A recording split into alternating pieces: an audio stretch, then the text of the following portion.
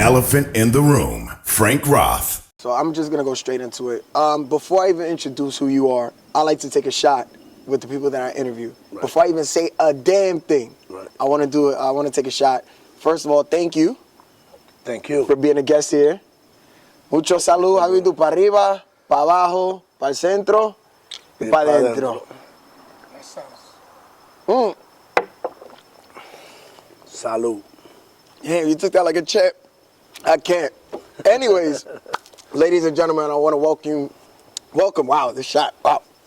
I want to welcome everybody to this episode of Elephant Pick. And for those that don't know what Elephant Pick is an interview series that I have, yours truly, Frank Roth, the elephant in the room, Dominican men don't cheat, all that good stuff. Do you believe Dominican men don't cheat? I do believe it. Okay, good answer. Anyways, so this is my interview series where I like to interview people that I feel like deserve to have the spotlight on them. And I definitely think you're a person that deserves a spotlight because you have a very unique, very special story. Can I get a quick round of applause? Christian Pacheco, a.k.a. Warrior, a.k.a. Bade in here. Give me a quick clap. Yes. Thank you for having me, Frank. Yes, I am so glad that you're here and that we finally were able to make this work because we've been waiting for a little while to make this work. For whatever reason, we couldn't, but we're here now, and that's what matters. So, Chris, how do you want me to refer to you? As Christian, Bade, Warrior, and Christian would be Christian good? All right, so for now I'm Christian. But do you want to explain Bade or Warrior, where those names came from? Well, Bade, as a kid, I used to, my godfather was a boxing, well, he still is a trainer, a boxing trainer. And he took me to his boxing gym and gave me the name as Little Guerrero, which is Little Warrior. Right.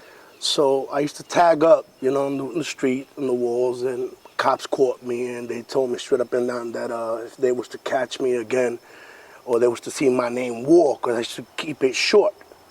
Instead of writing Warrior or Little Warrior, whatever it was, I would keep it War.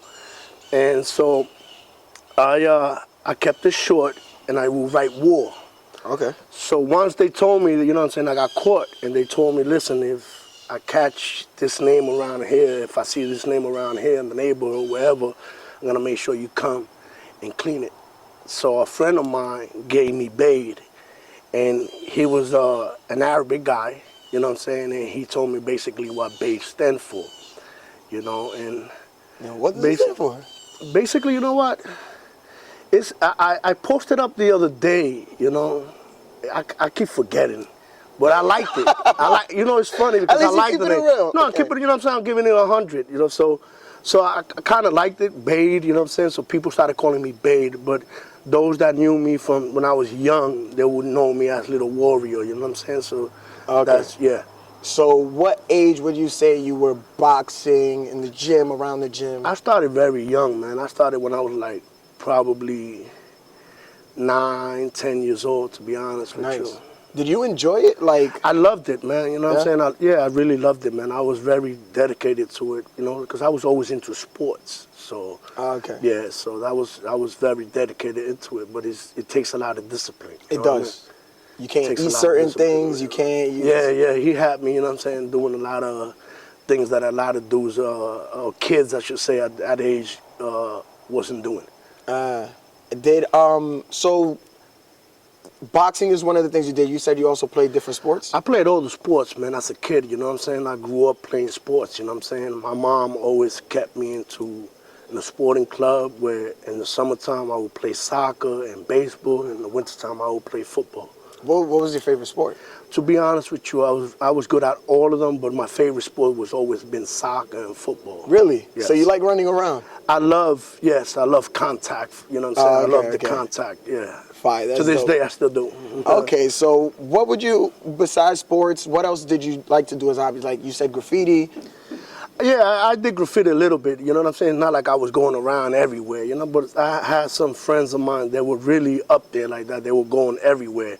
So from time to time, they took me with them, and I would tag up here and there with them. You know what I'm saying? They You ever would were go scared everywhere. to like do a train, like To be honest, nah, bro. We used to be in the tunnels, bro. We were very young. Inside the Inside tunnel? the tunnels, bro. I seen big rats and all that crazy shit. But you listen, bro. you know how many times we almost got killed by trains by tagging up inside the tunnels, in the subways, man? Listen, man. You weren't scared of that third rail? Honestly, no. No fear in your heart? It's not about, it's just that I didn't think of it like that, to be honest with you. I never thought about, you know what I'm saying, I'm going to get killed. Nah, we were just tagging up and having fun, you know what I'm saying? So.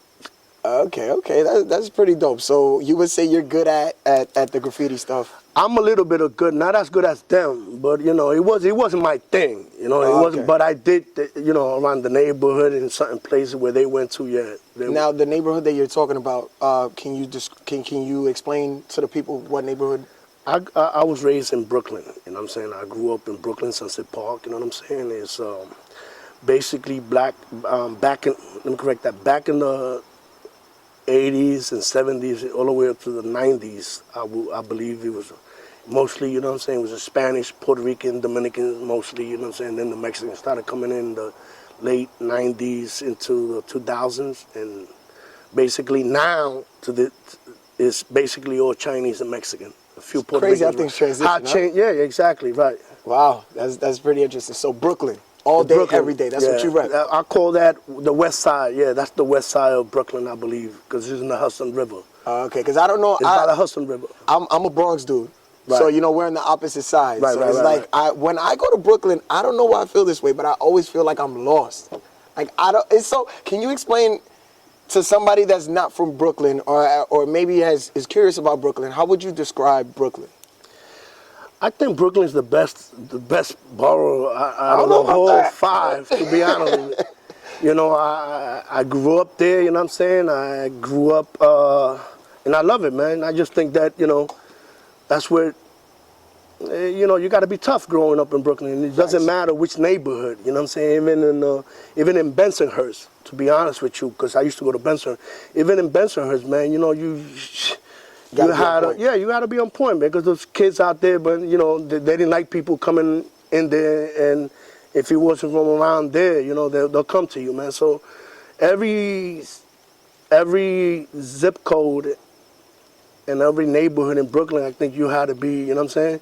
They were holding theirs in one way or the other. You had to hold it down regardless. You had to hold it down, man. So there was no safe place like, all right, at least I'm here in Brooklyn, I know I'm good. Well, back in the 80s and 90s, I'm pretty sure but it was more like, there was a lot of gangs back then, you know what I'm saying? People holding down the neighborhood. They didn't have to be probably in gangs, but they were just holding down the neighborhood. So if you wasn't from around their neighborhood and they see a fresh, you know what I'm saying, they'll be like, wait a minute, you're not from around here, so they'll come to you. So it doesn't matter if, all right, we both from Brooklyn. No, it didn't matter back then. No, of course not. What? No, it wasn't back then. At least my experience, it wasn't like that. Okay, so it wasn't sweet no matter what. No, it wasn't sweet. You could be sweet. the neighboring, like you could be in the hood right next to that hood and be like, nah, so what? If they don't know you around you, exactly. If you were going to the neighborhood and they didn't know you, man, you listen, man, they were coming at you, bro, from every angle. Yeah, that's a fact. Would you say that it's similar in the other boroughs like that? That energy I'm sure, at that time? yeah, of course, man. Even Queens, you know what I'm saying? Queens hold it down, you know what I'm saying? The Bronx always hold it down, you know what I'm saying? So Staten Island at that time, a lot of people didn't know about Staten Island, but listen, man, I used to go to Staten Island a lot, so Staten Island always kept it real too. So Shaolin. Yeah, even the city, you know how it is, how Manhattan is on the Upper West Side and the Midtown. So even Lower East Side. People, exactly, Lower East Side. So every neighborhood back then, man, they had the people that they held it down, busy. man. Yeah, they got busy. Fair enough. So now my question to you is when did it go from boxing and when did you start realizing like, all right, now I'm starting to get into the street stuff? You know what? I was playing soccer, right? And I was good at it. To be honest, I went to Europe. To be honest with you, I went to Europe to play soccer for my soccer club, man. I was that good. What position? I used to be a striker. I knew it. Yeah, I was a striker, man. I used to score, you know what I'm saying? I always been, but I went to Norway, I went to Netherlands, Amsterdam, I went to Oslo, Norway. I went to Berlin in Germany, and I went out there to my soccer club, and we represent United States, man. Wow. Right. That's no, joke. yeah. Listen, this is me back then when I was only 12 years old. So and I led my team in scoring. You know what I'm saying? Yeah, well, I got to in drink to each that. country. Salud. Salud. We got to drink to that. Absolutely. That's what's up, man. Thank you. So you were saying, as far as like how it transitioned into the street life, you were playing soccer. What else? I play, in the summertime, like I said, I play soccer and I play baseball. In the wintertime, I will play football and also soccer, but indoor. Which is very different. It's different, exactly. The field, is much smaller, but plus there's different rules to it. So Okay. yes. Okay. So when would you say that you went from the kid playing soccer, doing boxing, doing all these sporting activities, even graffiti, all that stuff? When did it transition into I'm more deep into the streets? I was hanging out in the streets already, you know what I'm saying? For some reason, I had a brother, and I don't want to say his name, Yeah. that he had a lot of love for me since I was a young kid. He knew that I was always tough, you know what I'm saying? Like, I would always fight. And that's one of the reasons my godfather put me into boxing, because he caught me fighting two guys. At They the were same two time? cousins, which became friends of mine later on. Yeah, I was fighting both of them, but it was like I fought his cousin, and then his little cousin came in, wanted some. And So it was a 2-on-1? It was no, Or you it knocked wasn't out two. one and the next No. one? It was one, and then the other one, and then I went back to this first one. Yeah, it was crazy. So my godfather called me. He said, "Listen, do you want to be a fighter?" So he took me to the gym, and that's how he got me into boxing. You know what I'm saying? I was like 9, 10 years old. Okay. So And he's well known, by the way. They call him Argentina. Argentina? Yeah, From he's Brooklyn. well known. Yeah, he's from Brooklyn. He's well known in the boxing industry, to be honest with you. Okay. Shouts to Argentina. So Yeah. now you're boxing, and are you still active in the streets? Like how? No, not at all, bro. Not at all? Nah, not at all, man. I came home and I promised myself while I was incarcerated that. Which we're gonna get to. Right. We're definitely gonna get to that. I'm sorry, but you continue. Yeah, so I promised myself that once I hit the streets that I will be a different man, you know what I'm saying? Because while incarcerated, it's hard to change your life from wanting to do the right thing, you know what I'm saying? Because it's hard in there, you know what I'm saying? One way or the other, you got to continue to be kind of like a gladiator, you understand what I'm saying? Warrior.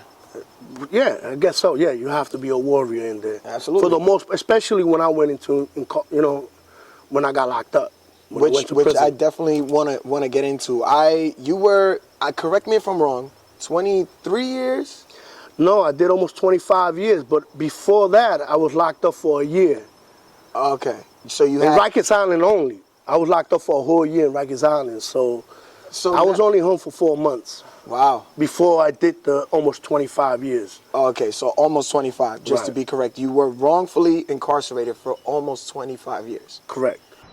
Let's backtrack just a little bit. Would you say you had a defining moment where it was like, all right, I went from the kid that was boxing, doing all these sports internationally, which is fucking awesome, by the way. I'm very impressed by that. Thank you. That you were doing all these sports and doing all these things to like, damn, now I'm like messing with the streets. Right. I had to be somewhere around 13 years old. And basically, let me tell you something, man. I came back from Europe from playing, soccer out there, and our coach back then, he went back to teaching young kids 6-year-olds. So he basically told us, look, this is gonna be my last time coaching y'all. You know what I'm saying? I play soccer for a Norwegian club, which is called Joa. You know what I'm saying? It's well known in Brooklyn. So he told us that, right? So when we came back from Europe, he was no longer our coach. I was still playing for the same soccer club. But sometimes I was so good that I was like 12 or 13 years old that all the coaches that would, let's say, coaching 15-year-old, they would have me go and play soccer for their team. Damn. Because I was that good. I'm going to be honest, and it's not bragging, but this is facts, you know what I'm saying? You worked hard for that. I would play, when I was 13 years old, I would play soccer against 15, sometimes 16 years old. That's how good I was. And my coach was no longer there. You know what I'm saying? So it wasn't the same. So I remember playing a game against Brooklyn Italians. You know, it's a soccer club. And we won, I believe it was 2-1, you know. And right after that game, I remember this Colombian kid, right, that came into that soccer club probably a year. Because I remember I was the first Spanish kid on that soccer club. I was to going be to honest ask you with that. I played with none with, you know, Caucasian kids, you know what I'm saying? They were all white, basically Norwegian background, Irish background, Italian background, even German background. But I was the only Spanish. Your ethnicity is? I'm half Puerto Rican and Honduras. Oh, okay. Half Puerto Rican. I'm a mix. Honduras. Okay.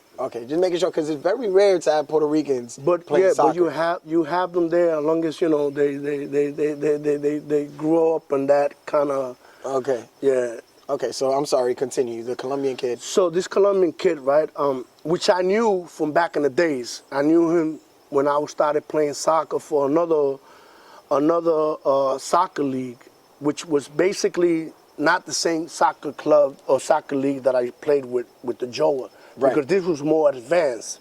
You had to try out to make these teams, or at least to be part of the soccer club.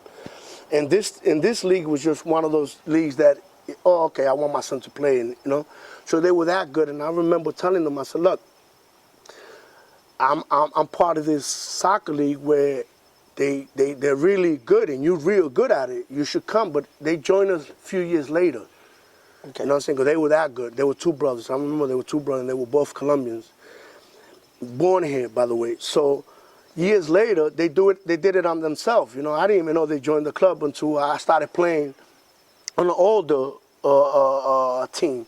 Right. So I remember playing, and we won 2-1 against Brooklyn Italian, right? And right after the game, he told me, he's like, you know what? He said to me, yo, we're doing this really for nothing because there's no professional soccer league in this country. So I looked at it and I listened to it, and you know what? Those words kind of changed the way my direction went, to be honest with you. Just that? Just like that, because the truth of the matter is that we have a MLS now. But if you go back 1989, to be exact, into 1990, right, there was no MLS. There was no professional soccer league in here. What? In this country. Wow. It wasn't. If you go back, it wasn't. So this was 1989, I believe it was 89 going into 1990. He told me that. That kind of changed my whole way of playing sports, and I started hanging out more. Even though I was already out there in the street, I started hanging out more in the streets, you know what I'm saying? For some reason, I gave up all these sporting clubs, and even though they would call me, my coach would be like, listen, come, we're going to go get you. I would still play soccer or other sports, but I wasn't going to my practice, man, because I was hanging out in the streets, you know what I'm saying? I was already hanging out in the streets without mommy knowing. You know, mommy's sleeping in the room while I'm sneaking out through the window. You know what I'm saying? I'm assuming you lived in the first floor. I lived in the first floor back then. That's a fact. I lived in the first floor, so I would skate, you know what I'm saying? Basically escaping, you know, from my house, you know what I'm saying? And I would go out there and hang out up to 3 and 4 in the morning with all the dudes, you know what I'm saying? And how much older? At that time, at least 4, 5, some of them were at least even 8 years older than me, man. So I grew up with all the dudes hanging out in the streets, you know what I'm saying? Yeah. Wow, that's... Yeah. You know, you just blew my mind, because it's like the power of that sentence. Right. I always say that, man. Just, you know, it takes one person to really... If it's a positive thing that they say or a negative thing, could change your whole life around. And at that time, man, by him telling me, yo, bro, we're doing this for nothing, it kind of fucked my head up. And I'm saying, like, yo, you're right. And I said it's self-conscious. At that time, I was like almost either 13 or almost 13. And how old was this kid? He was at least 2 years older than me. Wow. He was at least 2 years older than me. And nobody could tell you different after that? No. I stopped going to boxing because I was doing all those, man. I was playing the sports. I was going to boxing. It's crazy, but I was involved in all that shit, man. I don't know how I did it, But this is all facts, man. Yo, you must know what have I'm had the saying? ladies back then, man. If you're doing all those To be sports. honest with you, I was never been, I don't consider myself a lady man, but I've been blessed to have some pretty girls around my, you know what I'm saying, that they were feeling me. So That's all you I don't ask know. for. Hey, You don't gotta ask for too much if you got the right ones. You know, I guess, that it's fair to say, man. But, you know, I wasn't doing it for the girls, to be honest with you, man. I was just, you know, I wanted to be in the streets. For some reason, the streets was like pulling me. What would you say is the most enticing part of like the street life that really pulled you in? Because there had to be like a reason why. You know what? Partying. Partying. To be honest with you, the parties, man. Wow. The parties, man. Hanging out with the fellas, having a good time back then. The parties, man, is that what attract me into the streets for the most part. Wow. Yeah. I know that being in that life, there's a certain pressure that comes, like just being around the streets and stuff. Like, for example, a friend of mine told me that he joined the gang simply because if he didn't join that gang, he was going to get beat up every single day in school if he wasn't a part of something. You know what? Around my neighborhood is well known as a lot of gangs. This is facts. I'm from Sunset Park, and you could do your research. You could Google that. Sunset Park back in the 70s into the early 80s, even to the mid 80s, I would say, it was known for outlaws gangs, you know what I'm saying, bikers.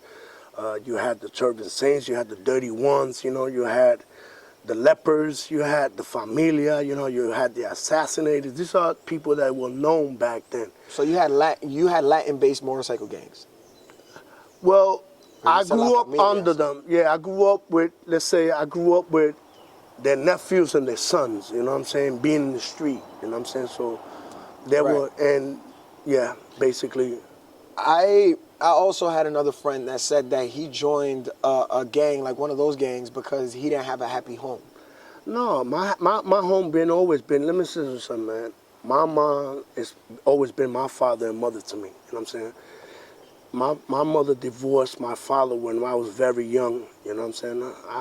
I was 6, 7 years old, you know what I'm saying? He had a double life, you know what I'm saying? He had a family in Puerto Rico, you know what I'm saying? And he was going back and forth. And sometimes we wonder why he used to disappear, but he was always out there in the ocean because he was in the military, number one. Oh, okay. And number two, he started working in those cruise lines, you know what I'm saying? So he was everywhere. So I barely knew my father like that, but I was raised by a stepfather. Okay.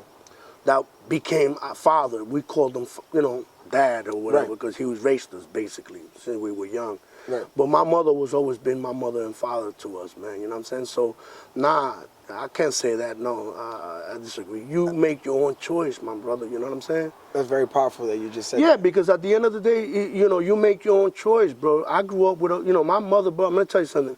My mother doesn't drink. If she drinks wine, if you catch her drinking wine, it has to be a special occasion. She doesn't smoke. She never smoked weed. She's not that kind of, she's very Catholic. I grew up in a Catholic home. So. Strict, very strict? Very strict, yeah. Okay, so I would like to say my mother's the same exact way. Right. Like, if she has a beer, I'm like, what? Right. Did that turn you off that it was so strict? You know what? No, not really, you know what I'm saying? I guess since I was, according to her, since I was a baby, I was very, I guess the word I'm going to use is very, I rebelled, you know what I'm saying? I was very, You were a rebel. I wanted to do what I wanted to do since I was a baby, you know what I'm saying? It was my way, you know what I'm saying? So I guess it's fair to say that since I was a kid, I never been a follower. That's one thing. I never been a follower, and I'm always been a leader. Those that know me know that I'm telling the truth, you know what I'm saying? But, yeah, I can't say that, no. So you don't agree with people that say that? That's like, for example, oh, I didn't have a happy home, so I just needed some love and I found it in the streets. Well, everybody have their own, their own reason why they adapt to the streets, my brother, you know what I'm saying? That's how he felt. I can't speak for them, but I will speak for myself. I can tell you that had nothing to do with my home, you know what I'm saying? Because my mother had me into sports and gave me everything. And I grew up, you know what I'm saying? There's 4 of us, 4 brothers.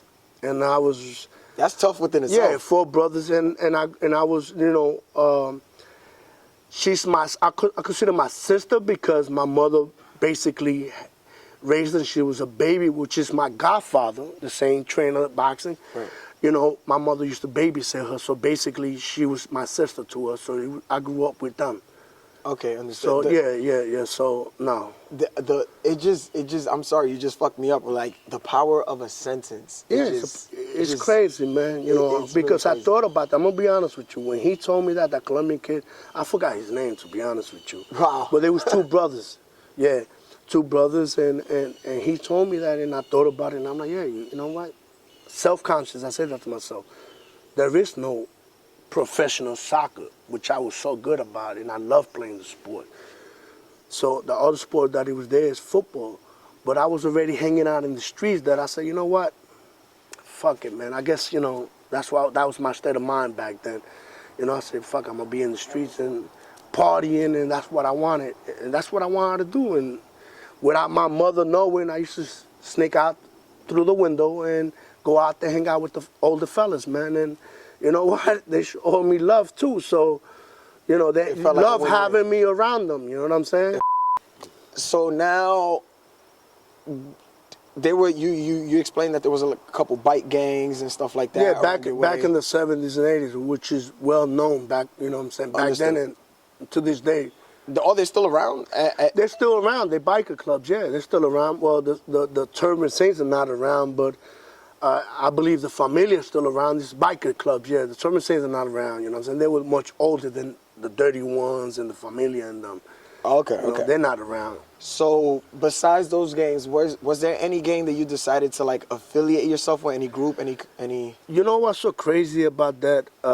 I became a Latin King back in the days, right? I believe it was, like, just before I did 1 year in Rikers Island. Which I want to talk about also. Yeah, it was in I believe it was somewhere in 1994.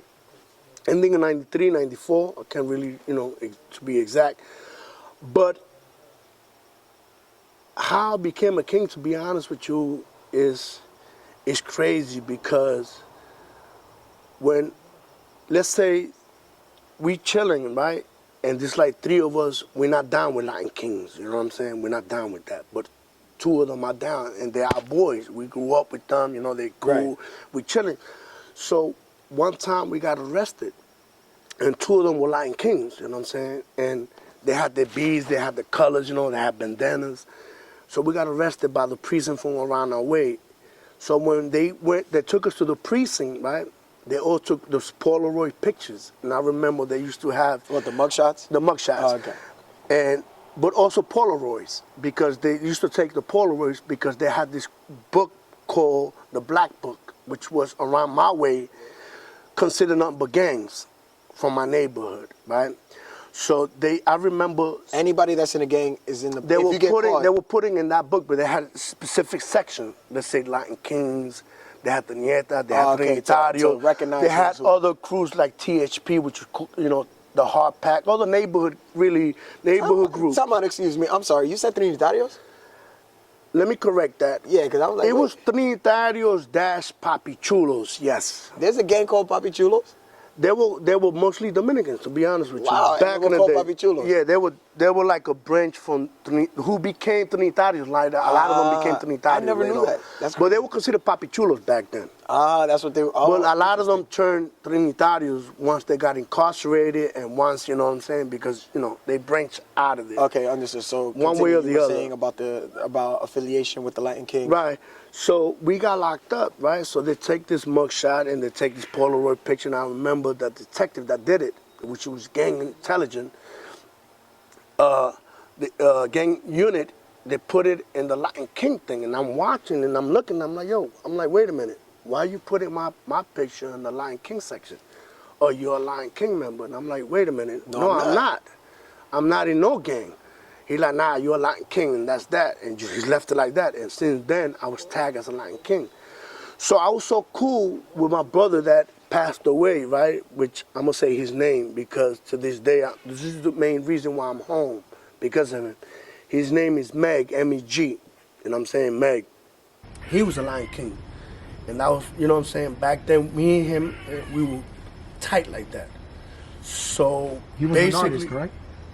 He became an artist later on when he came out of prison. Yeah, he became an artist later on.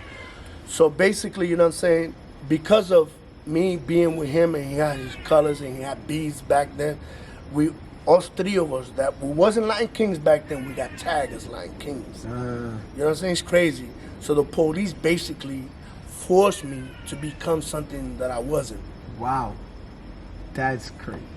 And of course, you know, he convinced me to join because he know it. Like, he was like, yo, bro, you know, this is what we need, niggas like you that, you know what I'm saying? And I'm going to say, you know, the N-word, but in a good way, you know what I'm saying? That's how we used to talk. N-words. Right, Just say the N-word, right. Because we don't want to mess up the YouTube algorithm. No, you know what I mean, Nah, bro. for sure, absolutely. You know what I'm saying? So he said, yo, you might as well join, you know what I'm saying? You're a dude that always been a stand-up dude, you know what I'm saying?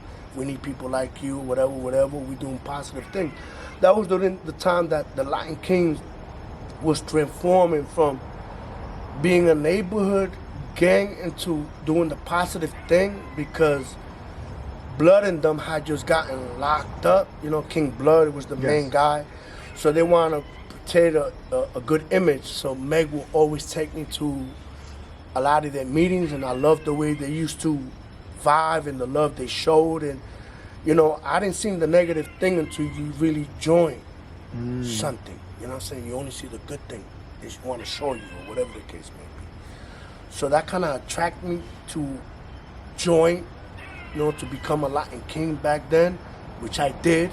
On top of that, the police, the precinct already had me tagged as one. Which is crazy. And it's crazy because right after that, wherever they used to see me, they would arrest me and take me to the precinct to take fingerprints or see if I had a warrant. Automatically? Automatically. No Without lie. saying a word? Without saying a word. You And they would just make up shit. I swear to you on everything. They would make up shit.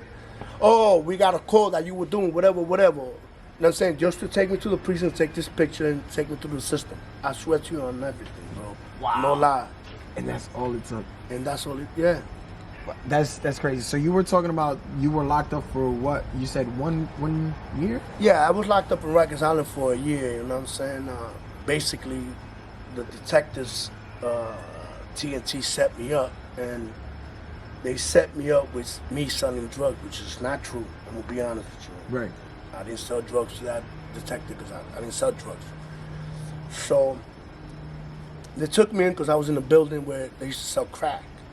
And I had some money because I was going shopping that day with a boy of mine, which I'm not going to say his name, that used to hustle. I'm not going to lie. He was hustling. You know what I'm saying? So when the TNT rolled up, they found money in my pocket, automatically made it, you know what I'm saying, they assumed that I was a drug dealer.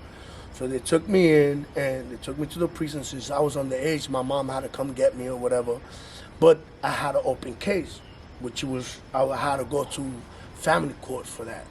Which it took so long that by then I became, like, basically, they transferred my case to the adult case, which is to the 360 to 20 in Brooklyn. Yeah. So they transferred my case into that because I guess once you're over 16, they can do that. Automatically, yes. Automatically. So once my case got over there, they gave me 5 years probation, which I had to, because if not, you know, they were going to put you away or whatever the case may be. So I said, all right, I'll take the 5 years probation. For sure. So I took the attorney's advice. They're like, listen, take the 5 years probation, don't worry about it, you know what I'm saying, you're not going to do no time, whatever. So I said I took the 5 years probation. I violated. Within 4 years after being on probation, I violated. I was smoking weed. I love smoking weed. I didn't want to show up. And let me tell you something. The probation officer gave me a lot of breaks, man, because she would have violated me a long time ago. But she decided towards the end to violate it. She had to. So they came and picked me up one time, and I had to do that, you know, bullet, which they call a year in Rikers Island.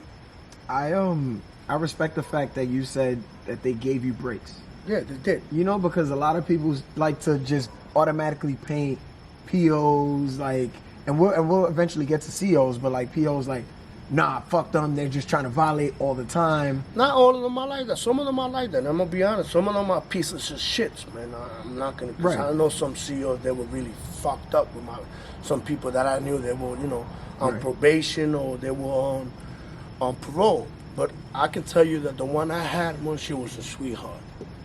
She was, man. She had to. I'm glad you're keeping it 100. I'm gonna give it to you what it is because that's how I am. I'm 100, man, all around the board, man. And I respect that. So now, after the year, you're affiliated with the Latin Kings, Right. correct? So now we get to the day of December 2nd. I forgot exactly what year. 1995. 1995. I just came home. I was only home for like 4 months, I believe, 4.5 months. Fresh out. Fresh out of doing that year in Rikers Island, right? So now December 2nd comes along. Now for the people that don't know what happened December 2nd, which is a very defining moment in your life, is there anything you want to say about that day, how it went down, anything like that? Well, while I was, I want to elaborate that while I was incarcerated, right, that year in Rikers Island, I started seeing how some Latin kings were moving. Some, yes. Some of them were moving. Because not everybody's the same, man. Just because you're part of something doesn't mean that you're a gangster. Some people became part of Latin Kings because they were trying to do the right thing for their people. That's what it was made for. That's what To I be heard. honest with you. That's what I heard, that the Latin Kings started as just in like Chicago. any other group. Just like any other group, man. If you look at the Bloods and you look at the Crips, for most of the groups that they call gangs right now, they all started with a different view. Positive. They all started positive, bro. Doing the right thing for the community, you know what I'm saying? But somehow it went like, I guess it's fair to say left. It went left. But that doesn't mean that everybody went left. When I joined, there was a lot of people going right, and they were doing the right thing. Because I remember I was going uptown, man, and they had us doing, you know what I'm saying, voluntarily to go out there and help out the old elderly people. Cross the street, go shopping, make sure they were good. Real shit. I love that. That's real shit. And that's the truth, man. Some Lion Kings were doing that back in 94, 95. You know what I'm saying? So they were trying to, whatever they were doing, a lot of Lion Kings back then were trying to do the right thing, but it was still a lot of more Lion Kings that were trying to do whatever they wanted to do. Right. You know what I'm saying? And then that's in every group, man. Yeah, that happens. You know what I'm saying? That's in every group. You know what I'm saying? I feel like once an organization becomes too big, eventually somebody, Yes, you're exactly. gonna have bad seeds. That's Not a fact. everybody can grow to be. It's like any tree, man. If you plant a tree, you know sooner or later. You're gonna get one bad fruit. Exactly, and that one Could pollute a lot. And that's what happened, my brother. And you know what I'm saying? That's exactly what happened with every nation or group or whatever they want to call themselves. That's what happens, man. Everything starts with good intentions. But for somehow it starts going left. But that doesn't mean everybody goes left. Right. You understand what I'm saying? But you know, it's tough. Like when you see somebody do something really bad and they're part of something, then automatically you want to judge the whole group. But that's society. Society do that. You know what I'm saying? Society do that. You know what I'm saying? Society's gonna judge everybody. That's just the way it is. But that's how it is. Yeah. You know that. Right. So now December 2nd. So now, is there anything you want to say specifically about that day? Anything about that? You know what? I came home, like I told you, you know what I'm saying? I wasn't feeling being part of what I was. So I had tested myself. And to be honest with you, we went out that day, right? We had a meeting.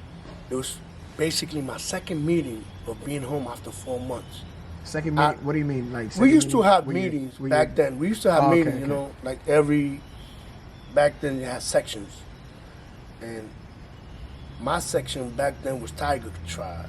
So we had different meetings, you know what I'm saying? Like the Bronx had their own meetings, Queens had their own meetings, whatever members that were there, they have their own meetings. But my section had their own meetings, you know what I'm saying? So I remember they basically, you know what I'm saying, they kind of told me, yo, bro, you know what I'm saying, you gotta come, you've been home for almost 5 months now, You haven't been coming to the meetings, showing unity, you know what I'm saying? You gotta just come. We got some new brothers, I want you to meet them. You know, we told them about you, you know, how real you are, you know what I'm saying? How you know, things like that. So, I remember I didn't want to be honest with you, Frank. I didn't want to, bro, you know, because I didn't want that part of my life. I was already a father. And I want to be a father to my son. So I kind of distanced myself from them. And this is the honest truth, bro.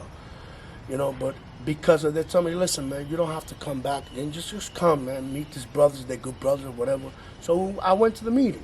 Right. I met some of them that day that I never seen in my life. And from that day, they decided to go somewhere. Honestly. The same day? The same day, after the meeting. The same day we would end up going out. But to my understanding, it was only 5 of us going. For some reason or another, it's like from 5 went to like 10 or probably even more than that. Yeesh. You know what I'm saying? So it's crazy how you plan something, all of a sudden it doesn't turn out to be that way. You know what I'm saying? My boy Meg was always, he loved having people around him. And I don't know that he's inviting other people. I remember when he told me, look, such and such, we going out. You know what I'm saying? You want to, we like, come, let's come. You know, we haven't been chilling like that. So you should come out. And I remember me telling him, I said, look, bro, I'm supposed to take care of my son today, bro. It's the weekend. You know what I'm saying? I didn't have him last weekend, but it's my turn this weekend. I gotta have my one. He's like, nah, just come, don't worry about it. You know what I'm saying? So he kind of convinced me to go and chill that day, even though I didn't want to, but I did it more because of him. Right. That was my brother. That's my right. heart. No, Without you know what I'm a saying? Without a doubt. That was my heart. So I end up going with him. And he's the type of dude, like I said, he loved having people around him. So if you wanted to chill and you would ask Meg, yo, Meg, where you going? And Meg would tell you where you're going. He's like, yo, you don't mind if I'm going? Meg would be like, I'll come.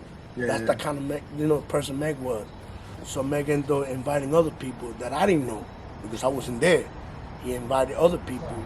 So when I end up going to the place that because we were supposed to end up going somewhere else, and for some reason, we end up going to another place. Yeesh. All in Brooklyn? All in Brooklyn. We were supposed to go to the city, to be honest with you, that day. Yeah, that was my understanding. We were supposed to go to the city. Crazy how it plays. Yeah, you know what I'm saying? Yeah, you know what I'm saying? That's, but I didn't know. So all of a sudden, we end up going to Brooklyn, not far from my neighborhood. You understand? So we went there. We were having a good time, and one thing led to another, man. And I found myself, you know what I'm saying, stabbed up for trying to help someone that I knew from the hood, that some of the people that I was with attacked them because they confused them with someone else. Bro. It's crazy because my case is crazy. Yo, Frank, listen, man. To be honest with you, man, those people, they know themselves why they did what they did. I'm telling you what I know. Right, from your perspective. Right. So. And so you were on the floor, stabbed up. I was on the floor, stabbed up. I tried to help him because I knew the guy. I knew the guy that got killed that night. Wow. So I tried to help him, and I ended up getting stabbed by my own people because it was dark inside, and they thought that I was with the other person they were attacking. Jeez. Does that make sense? To be honest with No, you. it doesn't, right? It's like, it's crazy. It's crazy, am I right? And these things happen so fast. Yeah, because it's within one minute you're having fun, all of a sudden things happen, boom, and people react to it. People are high, they're drunk, and they just react to whatever's going on, you know what I'm saying? So now you find yourself, I'm sorry, once again you managed to fuck me up. I gotta drink to this. So you go into this spot, and then before you know it, things happen so fast that you end up in the floor, you're stabbed up because you're trying to defend somebody. People are confused, they stab you by mistake. Right. You're on the floor. I'm assuming the cops come. They came later on, right? They came later. How much later on, though? To be honest with you, Were you on the floor for a minute? I was on the floor for a minute. Wow. Because, 2 girls that were with us that day, which we end up meeting up there that night. At the spot, you met them Yeah, at the spot. I was like kind of seeing one of them. Oh, okay. And honestly, I didn't know they were gonna be there, but I found out later on that Meg told them that we were gonna be there. So they ended up, you know, Yeah, they Meg showed knows up. everybody. No, Meg knew. Yeah, Yeah, Meg Meg knew was the everybody. type of person that everybody loved being around him because he was that person. And to be honest, he attracted people around him. People around him be around him. You know what I'm saying? Right. I was more like, if 5 of us chilling, 5 of it's too many of us. People that know me from the streets, even people from the prison will tell you, I always kept my circle very small. Very small. And to this day, I still do. Sometimes, you know, I go to a place where there's a lot of people, okay, but I go there for a reason. Show love, whatever. But half of the time, man, you know, son, I just met those people there. I just know maybe 2 or 3 of them. You understand what I'm saying? But I show love, and I give them that love like if I know them forever. Right. You understand? That's the Respect. kind of person that I am, right? You know what I'm saying? So, but, yeah, that day, man, you know, we went out that day, and then I only knew really 7 of us that I can tell you that I knew pretty Personally. good, personally. But out of those 7, only maybe 4 I knew real good. Wow. The other people is just people I just met. And I knew from a distance. Feel me? So now, like I said before, you're on the floor. The next step, the cops come. What happens? The cops come, you know what I'm saying? So the girls ask for help because they see me that I was stabbed up, you know what I'm saying? So I'm trying to stay there. I'm not trying to go nowhere. Yeah, you're trying to stay alive. You know, so I'm losing, you know what I'm saying? My vision is basically, I'm seeing blurry. Everything is blurry. I'm losing my breath. Losing I a can't lot of breathe. blood. I'm losing a lot of blood because I got stabbed up 3 times. And one of them penetrated my lungs. What? Facts. By my own people that I went there that night, which I had just met.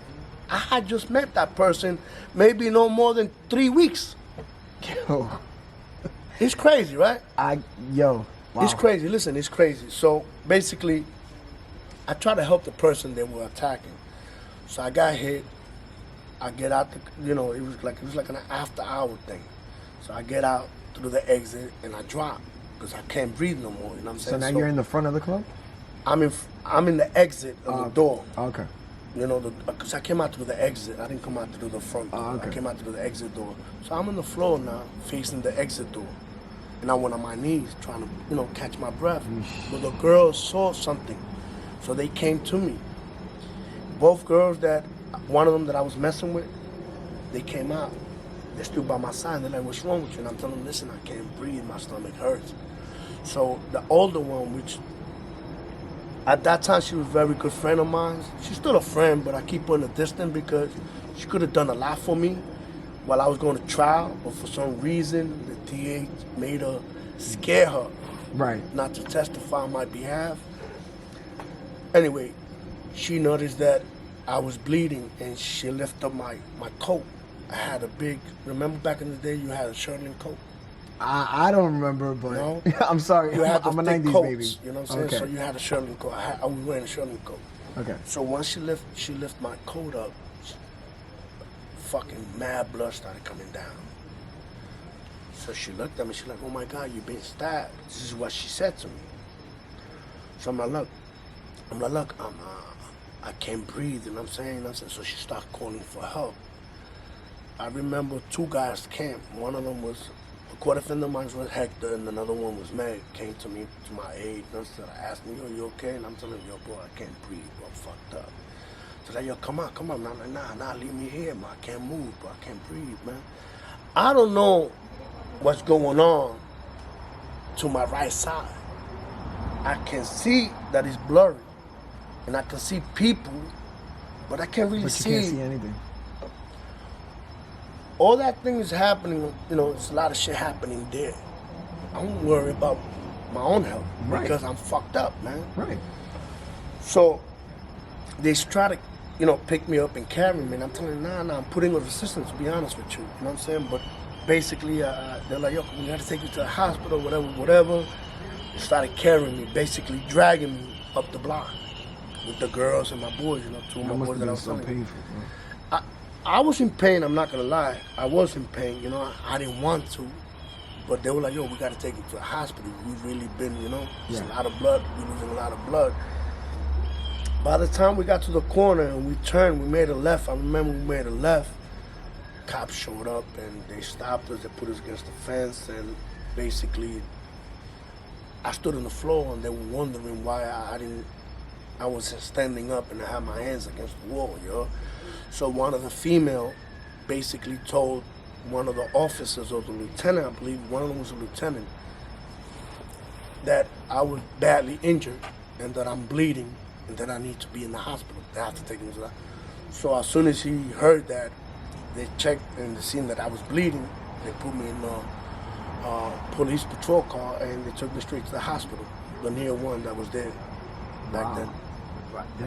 I can't even I can't fathom how crazy that experience must have been. And it must have happened so fast. Everything happens fast, Frank, man. You know, it just happened like one day. Like I said, 1 minute you're having fun and you're having a good time, and all of a sudden, everything just like, it goes from having fun to some shit happens around you. You know what I'm saying? And everything's going so fast, man. But you had nothing to do with it. I had nothing to do with that incident, no. Had to do with the person, no. I try to help him.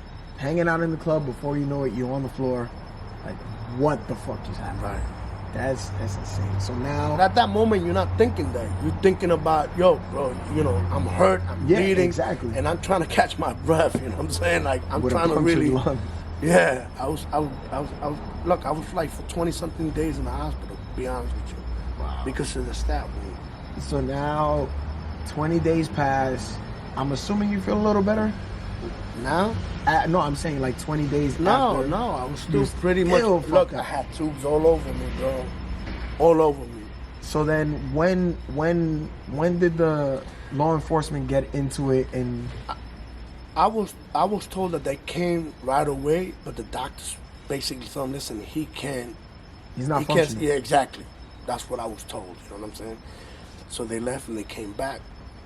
But I was on and off because I was on such medication. They were giving me medication, I'm saying? My lungs was fucked up and, excuse my language, but, you know, I was pretty, I was badly, banged up. yeah. So I didn't know during all this time, you know what I'm saying? You're coming off and you're waking up and you see all these nurses coming to you and you got tubes and, you know, okay, I know that I'm being stabbed, something happened to me, obviously. you Yeah. know.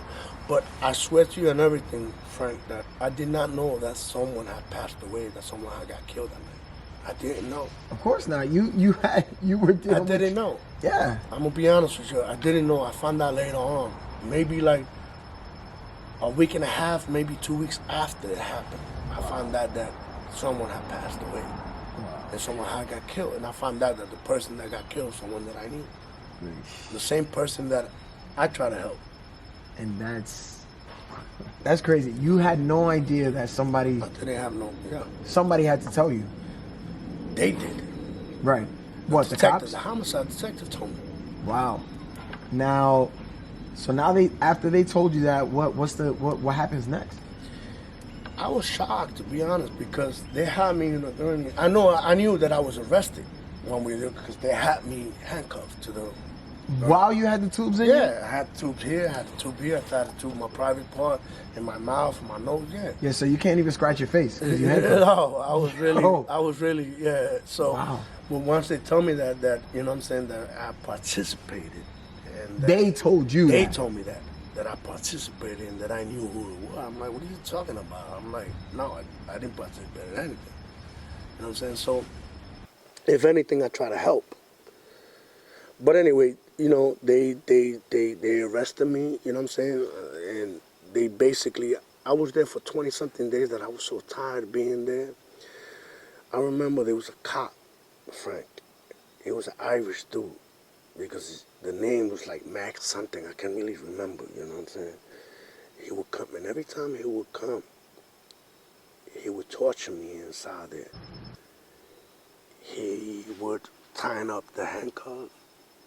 He would mess with my tubes, you know what I'm saying, and kind of stick them in there a little, you know, and he was, I can honestly tell you, he was a racist dude. You can tell he was a racist dude, man.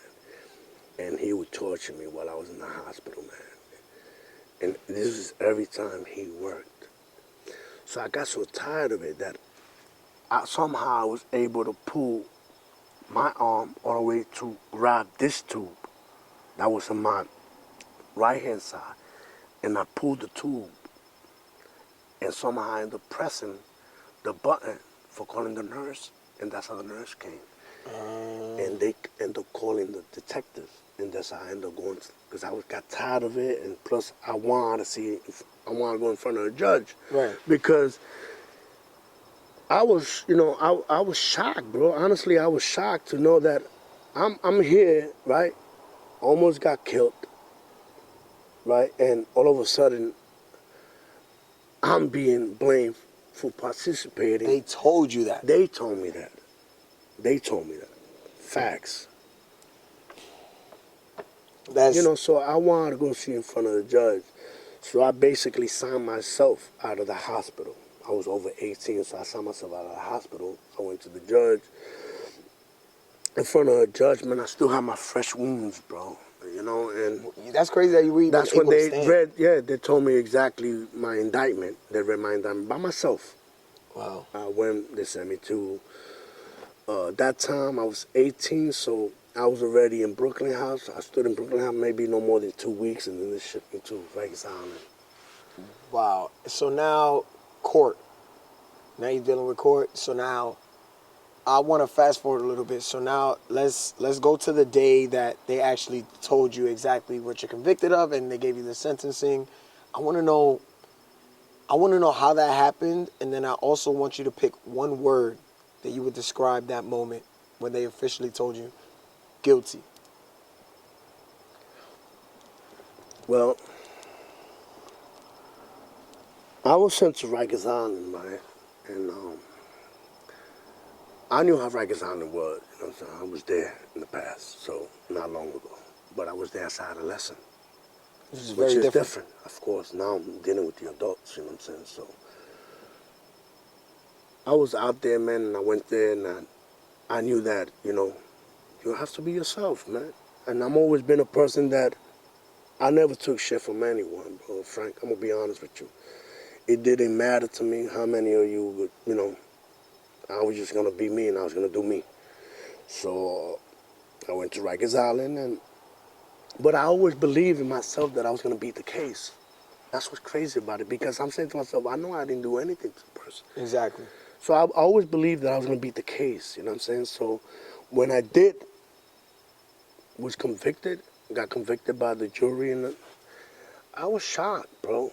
I remember turning my head towards my son's mom, which she had my son at that time, and she was with with her mother, you know what I'm saying? And I remember her, once they said guilty, and I remember her making eye contact with me, and she got up.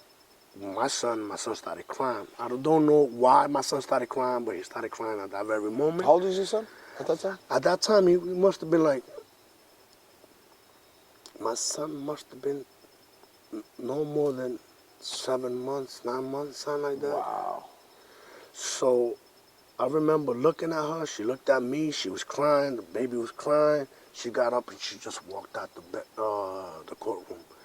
And I turned my head back to the jury, right? And I looked at them, and I'm like, Unbelievable. I couldn't believe that they really convicted me, and they didn't really have any proof. They didn't have anything, man. You know what I'm saying? They didn't have anything against me but one dude, which got caught on my trial lying. Because, when a crime first happened, Frank, if it's a homicide, the homicide detectives are going to come, am I right?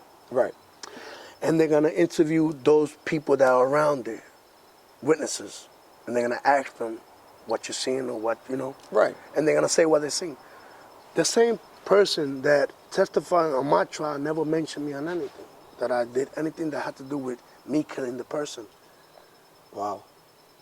So you felt confident that you were like, I'm out of this. Like, No, it's just that, at that moment, like I said, but when he went to the grand jury, he changed his whole statement. All of a sudden, when he went to the grand jury, all of a sudden he implicated me of doing something to the victim, which 100% is not true. That sounds like a setup, bro. I truly believe that. And I'm going to tell you why. Because on my trial, and I'm going to say this, the 72nd precinct were the precinct from around Sunset Park. They were the first, I believe, if I could be wrong, but I'm pretty much, you know, they were the first gang unit in New York City task force from 72nd precinct. And because my neighborhood were known with neighborhood gangs and right. other gangs, they were located there. So those same task force, the gang task force, was every day they were going to my trial, and they wasn't the ones that arrested us, because the precinct that arrested us was the ones from 78 precinct. So they had nothing to do with it? They had nothing to do with it. So what are you guys are doing there? I ended up finding out later on that 72nd, from around my way, was giving a lot of information to 78. They didn't like us. They didn't like Lion Kings, period. So they definitely had a bias. I believe so. I believe they had something to do with telling this guy, listen, we want this guy. I truly believe, I don't have no evidence, but the only evidence I can tell you is that we know for a fact now that the guy that testified got caught lying. We know that for a fact. That's a fact, 100%. Wow. That's insane. So now, so you would say the one word that you would use when you finally heard that verdict was shocked. I was shocked, because I truly believe I was gonna beat the case, man. Honestly. And then, so the mother of your son walks away. Walks away with my son crying, and she's crying herself, you know, but she's not screaming, of course. Yeah. But you can see her face that she was crying. But my son was really, That's a moment that I can't put in words. No, of course, it hurts you. You know, you shocked and you hurt at the same time to see that. And they say guilty, and no more than 3 weeks later or 2 weeks later, I can't remember exactly, we end up going in front of the same judge and we get sentenced. And what was your sentencing and your official conviction? Well, my sentence was 25 to life, Frank. Wow. And I got the most out of my old court offenders. There was 5 of us. One of them got acquitted, and 4 of us got basically were found guilty. One of them was 15 to life, was sentenced to 15 to life. The other 2, 20 to life, and one of them was Meg. Remember I mentioned Meg too? He received 20 to life, and I was given the most, 25 to life. Jesus Christ, 25 to life. So now what? Now I'm a square. I like to consider myself a square, so I don't know too much about this. So if I ask these questions, it might sound dumb. No, it's cool, man. It's but cool. I'm just curious. What correctional facility were you sent to? After I got sentenced? Yeah, after you got sentenced, you're convicted. Well, obviously, you know what I'm saying?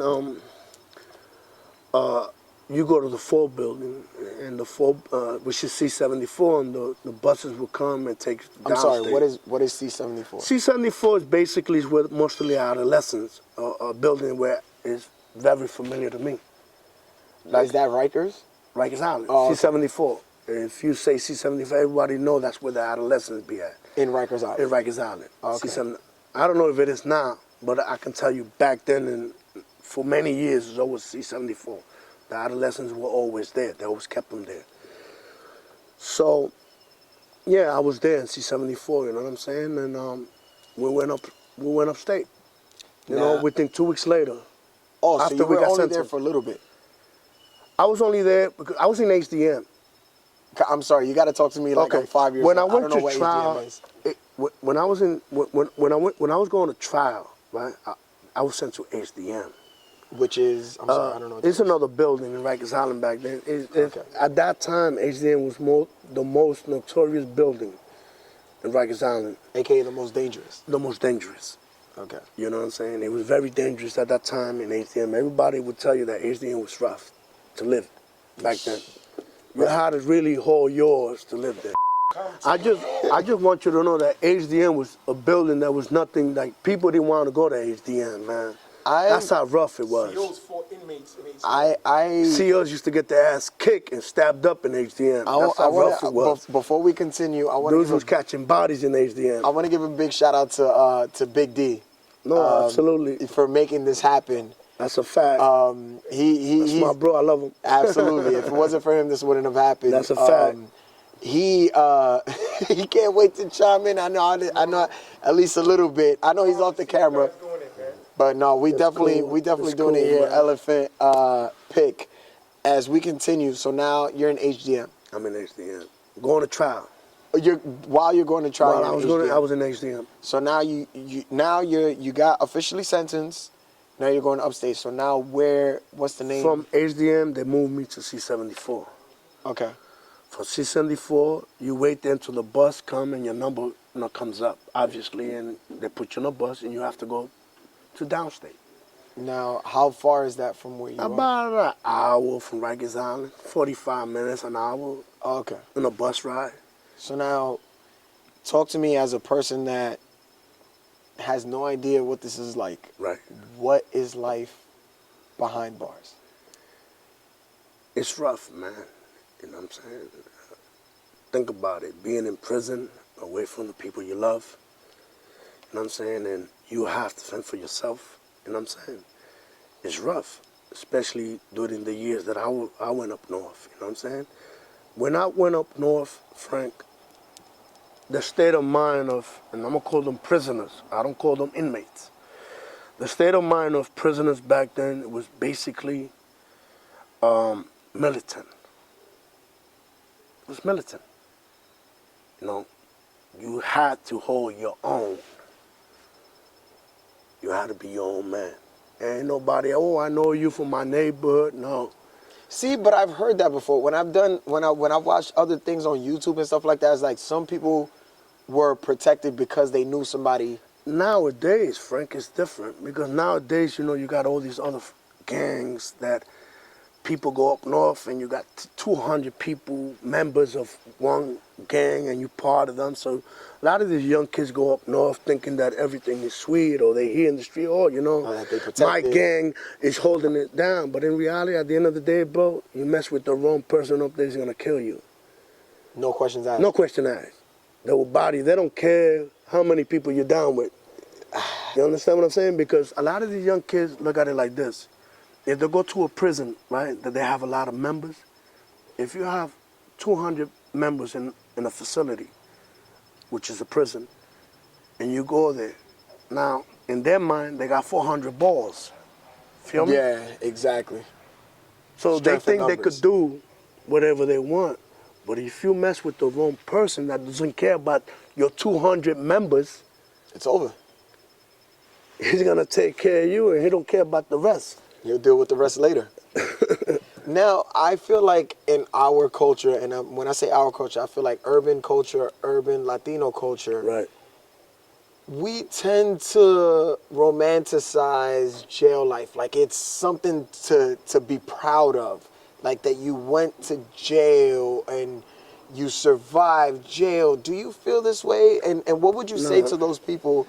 Because I feel like it's very popular in hip-hop culture, in urban culture, to be like, yeah, I went away and I did this and I survived through jail. And they kind of make it seem like it's cool. Would you agree? I disagree, man, because to me, the way I look at it, man, you know what I'm saying? A lot of this hip-hop people, like you say, don't live that life that they rapped. They never lived it. They never went through the things that a lot of us been through. You know what I'm saying? That's number one.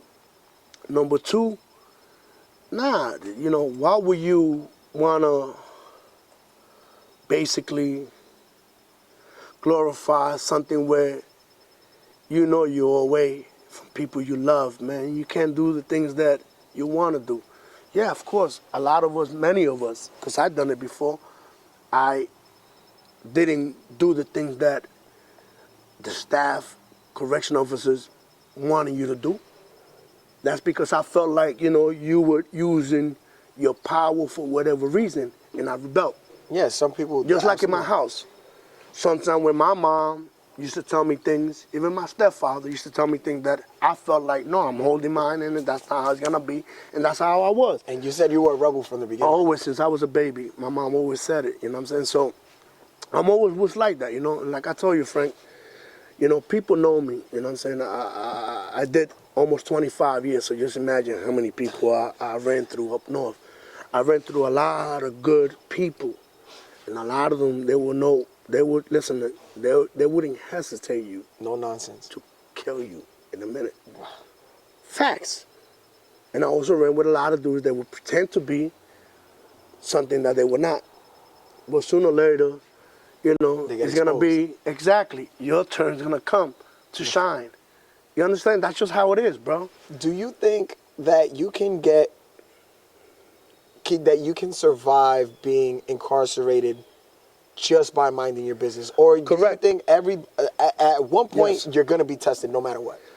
Sooner or later, you're going to be tested. But for the most part, if you mind your business and you do, you know, how you move, and you move away from a lot of bullshit that goes, because prison is a lot of politics, bro.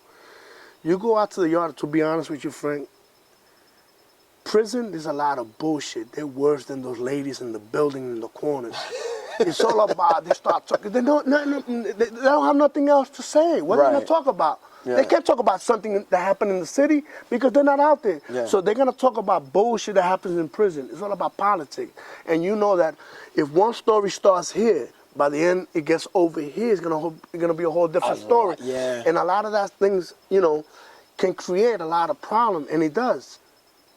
You know what I'm saying? So if you yourself, man, you stay away from all the bullshit, stay away from the gangs, because, you know, let's be honest, there's gangs. You know what I'm saying? Whatever they want to call themselves, at the end of the day, gangs. Right. You got gangs, you got groups, whatever. You stay away from that, man.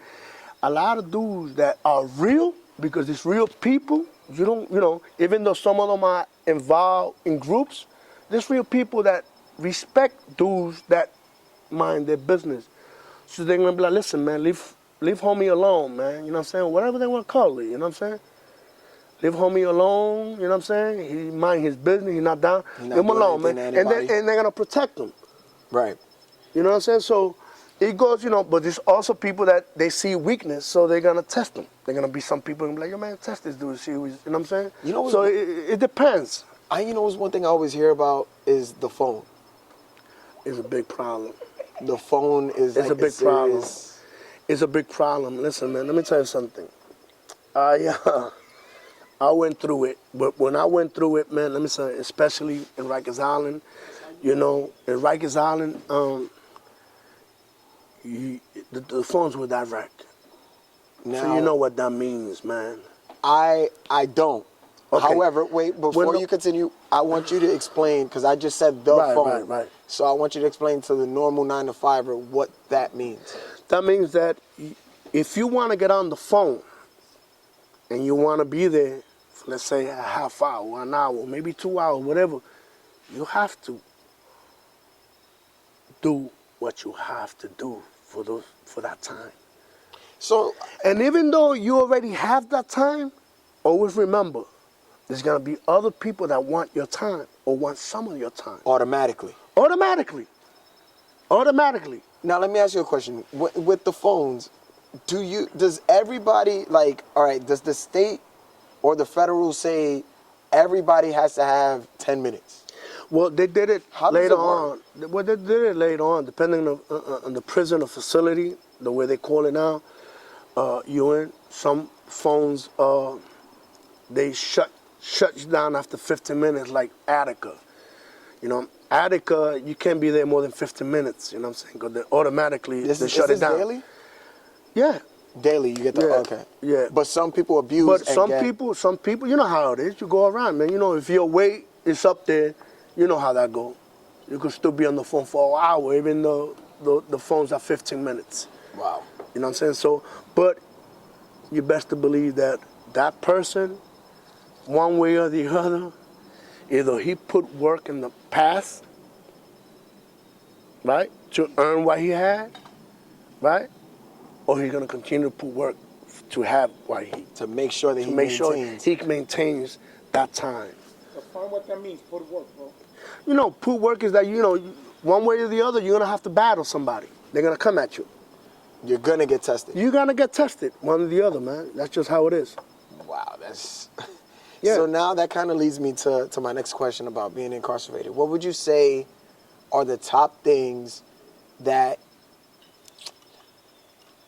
What are the top ways to survive in prison? If you had to put, let's say, 3 or 5 points that everybody should follow if they're incarcerated to make sure the best ways to get through without an issue. Listen, hold your own. Don't be a bitch. Don't be a bitch. Be a man. That's a Meg. Hold your own. Hold your own. Well, that's something that to do with me and Meg. It's not just Meg, you know. We always say we held ours. You know what I'm saying? So, yes, hold your own. Mind your business. And don't tell on people, man. You know what I'm saying? You know how that goes. No matter what. No matter what. Wow. Don't tell on people, man. You know what I'm saying? Don't go around what you see, you know what I'm saying? It's like you didn't see it, man. And don't go and spreading rumors, man, because that's another thing. People want to spread rumors in there, and they find themselves in a lot of trouble. Just because someone tells them something, they go around, you know? So that creates a lot of problems, like I said. So you just People mind your spreading business. Just be rumors. yourself, man. If you're not a gangster, then you're not a gangster. Don't pretend to be something that you're not. I always said this, right? But no matter what, you gotta hold your own. You gotta hold your own no matter what. You gotta hold your own. But a lot of these dudes nowadays, right? Because they're down with something, they're not holding their own. They're holding somebody else's. Exactly. Because they become they're like puppets, man. You know, they do what other people tell them to do. And 9 out of 10, they don't do it themselves. They do it in a group of people. So how is that holding your own? It's not. How you gonna go say I put work? No, you and 10 other dudes put work on one person, and you know, so you holding your own. But this is the mentality of these little young kids now. You understand? When I went to prison, you had to hold your own. It was militant. Remember Even that. if you were in a gang. militant state of mind. Even if you were in a gang, you had to hold your You own. had to hold your own, man. You had to hold your own. You had to hold your own, man. Would you, now that you said the things that you need to do in order to survive, what are some things that is absolutely unacceptable? Let's say top 3 to 5 things that don't in jail. Do not do this if you... Do not tell on someone. I would advise people, you know, not to mess with the same kind. You know what I mean? Understood. And, you know, don't go around stealing sneak TV. Sneak TV? No, you know, stealing from people. Oh, okay. So no stealing, no snitching, your own kind. That's called sneak thieving. Like if I want to take something from you, I'd rather come to you straight up And and tell take you, yo, it I from took you. it. Yeah, I'm gonna come at you in a battle way. You know what I'm saying? Like I'm ready to do what I gotta do to take yours, and you better, you know, take care of what, you know. If you're gonna fight for yours, then you're gonna have to fight for yours. But me, let's say, doing it like you go somewhere, and I find a way to get in your cell and take it from without you being there. Sneaky. That's sucker shit. Sneaky shit. And That's sucker shit. And that shit can get you in trouble with everybody else? Of course, yeah, you know what I'm saying? But, you know, so like I said, you know, the prison system has changed so much, man, that a lot of But I'm specifically talking about your experience. My experience, like I said, yes. you know what I'm saying? Because I was there through the process how the prison system has changed, Frank. A lot. I went from, remember, I got incarcerated when up north people were still on that militant state of mind.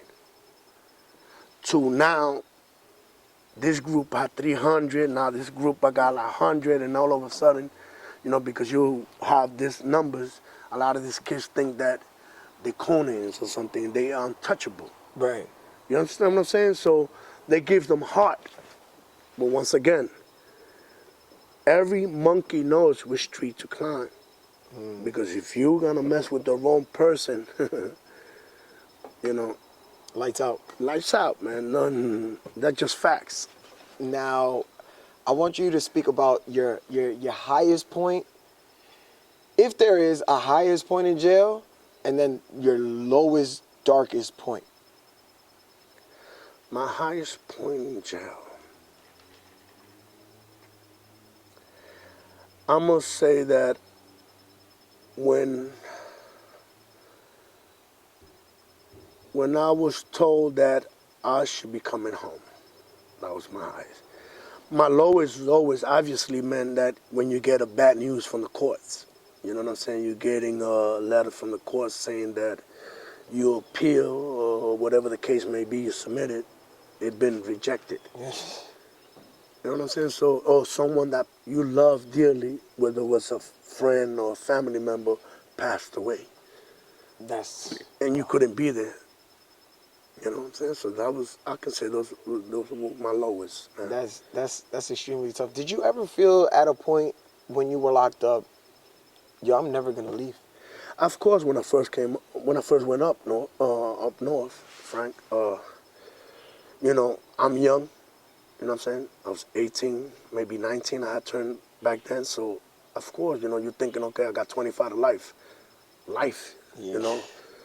And you're thinking like, okay, I'm going to die in prison. This is what most of us that went up north with that sentence is thinking. You're never going to come home. Yeah. And you're going to die in there. So, yeah, you know what I'm saying? I'm thinking I'm going to die in prison. I can't imagine how you must have felt in those situations. Now, like I told you before, I commend you for not speaking down on every CO or PO. Right. I know it must be tough because people always talking down on COs out there, but there's some good ones. Of course, but there's some COs that, you know, not many of them, Frank, and I'm going to be honest, at least my experience, and I've been in a lot of facilities. Not many of them, you know what I'm saying? But there is some COs that come and do their job, man. You know, they 8-hour work or whatever they have to do, and they go home. You know, as long as you don't, you know, do something that they supposed to write you up for, then you're cool. But you got some COs that come out there, you know, and they want to catch wreck on you.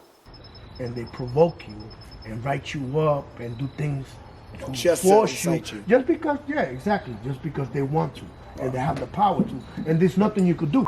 So now you've been, I don't know, how long were you locked up until the appeal process started to take, like, actual, like, you felt like it was actually going somewhere? Well, it depends because as soon as I went up north, I submitted for an appeal.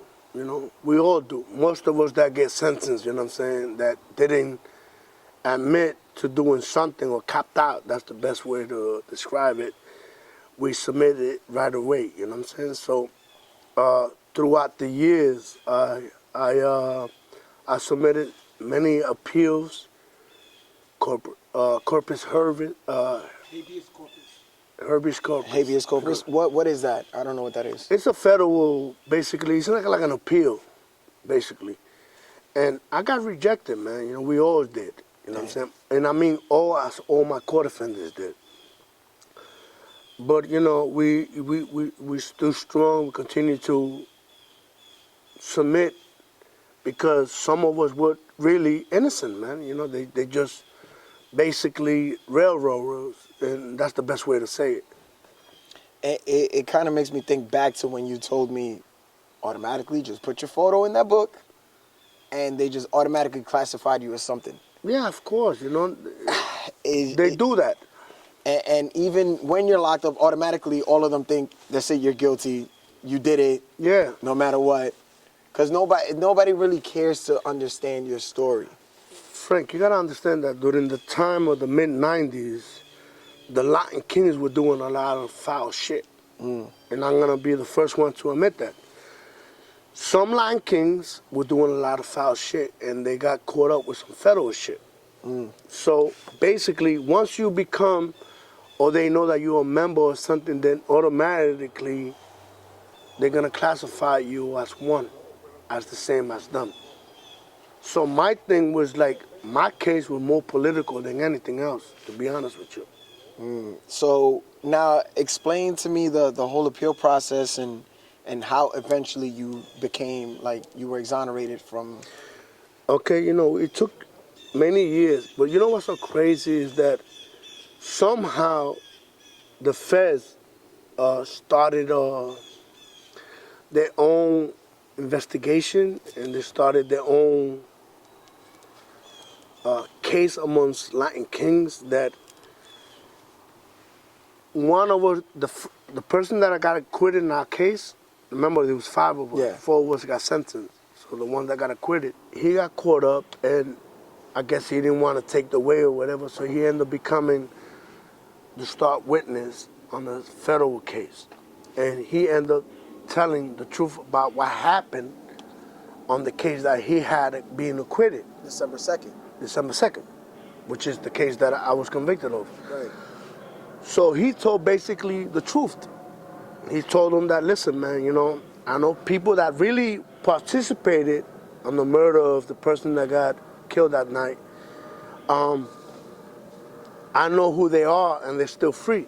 And to be honest with you, the person that really participated in the murder of the person that we were blamed for, they got away, man. They got away. For a very And long time. They got away for a few years. I'm not gonna say very, but they got away for at least 3 to 4 years. And he ended up telling the truth about it. And he ended up telling the FBI agents and the DA, whoever he was cooperating with, and the feds, the truth about it. So they end up snatching those people that, you know, got away that night. And the feds started a RICO law on them. Wow. You know what I'm saying? And since 1999, I would say, to 2001, I believe in my heart that the DA from Brooklyn knew that I was an innocent man. Wow. They had to. Because there's no way that 2 of us, right, are doing time for the same crime, for the same action. Me being in the state, I'm already, you know, sentenced and doing the time in the state, and the other person's doing time and fighting his case in the feds.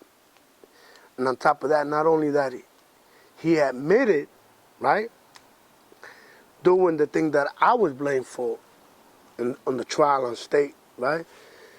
By 2001, they knew, they had to know And they that didn't I care. was in it. They didn't care. They didn't care because at that time they had this DA named Charles Hine from Brooklyn that honestly he was very corrupt. And if you was to look it up and Google it, you will see that he was very corrupt. And he got a lot of people, not just me, a lot of other people doing a lot of time for things that they didn't do. Because he was the main guy. And his thing was like, I want somebody to get sentenced or blamed for, convicted. That's the right word, convicted for this crime.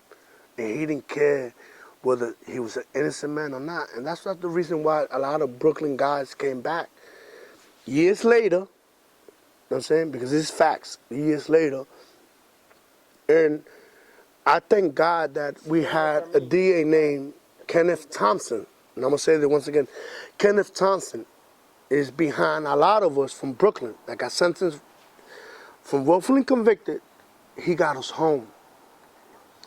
He kind of started this, to my understanding, this innocent, the conviction review unit. You know, and because he started that behind my attorney's, his wife is behind that too. Her name is Nina, and I would say her name is Nina Sells because he's married to my attorney. She's really behind all that. A lot of guys that were convicted wrongfully came home because of Kenneth Thompson, because of that unit. And this is the reason why I'm home as well. You know, it's crazy the way I could break it down to you because, you know, I could be here all day, man. You know what I'm saying? But they're one of the main reasons why I'm home. And I thank God that I met Derek Sells, who really pushed to get me home. You know what I'm saying? Also, I'm gonna want to thank the Conviction Review Unit because they did the work. But it took them 5.5 years, bro, to get me home. After knowing that someone else was doing time in the feds for the same reason I was convicted of doing in the state. That's insane. Does that make sense? It don't. It doesn't make sense, right? So that's why sometimes it used to drive me crazy. I'm like, wait a minute. Why is it taking this long? Why it's taking so long? It should have been automatically, am I right? Yeah.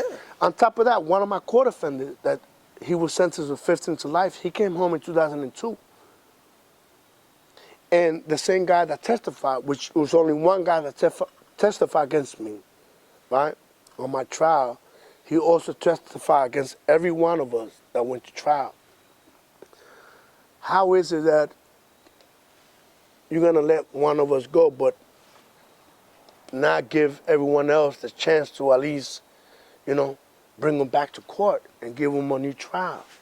It should be automatically, No, am I right? It should, and that goes to show you that there's a lot of holes in our. Yeah, there's a lot of crazy things going on with this system, man. A lot of things that, and it should never take that long to get somebody It shouldn't. out. That's why my case is different from others. Because I truly believe that in the beginning, and I'm going to say this on camera, right? Let's say the DA believed that day that I participated on the homicide, right? Right.